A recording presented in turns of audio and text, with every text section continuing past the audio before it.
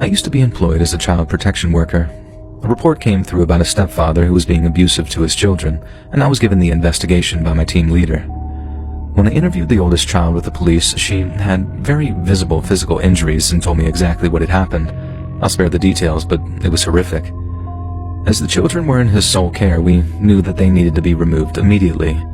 We sent out a team of 2 workers out to the children's school while myself and a colleague called the stepfather into the office. I led the interview and it was horrible. He didn't even try to deny that he had hurt his stepchild, basically saying, "That's my kid. I'll do what I want and you can't stop me." When I served him with the paperwork, he absolutely lost his mind. He was swearing and screaming and said, "If we were outside this building right now, I would effing kill you." We ended up running out of the interview room, pressing our emergency alarm, and I even had to make a police report about the whole thing, and it got really messy. The next day, we had court for the children, and my manager decided that I shouldn't attend due to everything that had happened the previous day. My colleague who attended told me that this man was at court and yelled several times something to the effect of, "Where's that beast of a worker who took my kids?" I remember feeling a little freaked out, but it's not uncommon to hear things like this when you have to remove a child. It's understandable that emotions are very high. You build a bit of resilience working in this field, and overall I mainly felt relieved that those children had been placed with an aunt and were safe.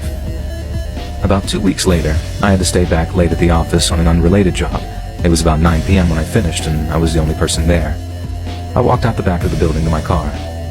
It was really dark, but when I got close, I thought I saw a shadow moving at the front of my car. Just for a second, and then it was gone. I was about 20 meters away at this point, but it startled me. I stood there for a second just looking at my car, wondering if I was just being paranoid.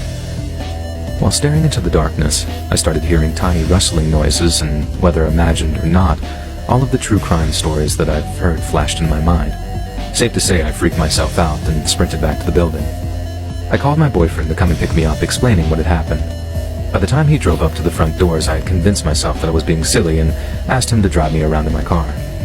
He circled around, and with the headlights shining on my car, I could very clearly see that all 4 of my tires had been slashed. I was an absolute mess that night and called the police immediately.